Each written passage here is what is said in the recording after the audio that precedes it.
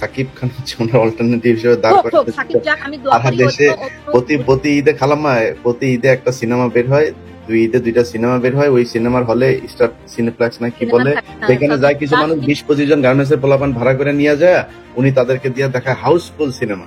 সারা দেশে হলই নাই, সব হল বন্ধ হয়ে গেছে, এত জনপ্রিয় এইসব করে শাকিব খানকে নামাই দিচ্ছে। তো বাংলাদেশের সুপারস্টার শাকিব খানকে নিয়ে কটূক্তি করলেন সাংবাদিক ইলিয়াস হোসাইন। তিনি দাবি করেছেন শাকিব খানের সিনেমা নাকি আর দর্শক টানতে পারছে না, যার কারণে হলগুলো একের পর এক বন্ধ হয়ে যাচ্ছে।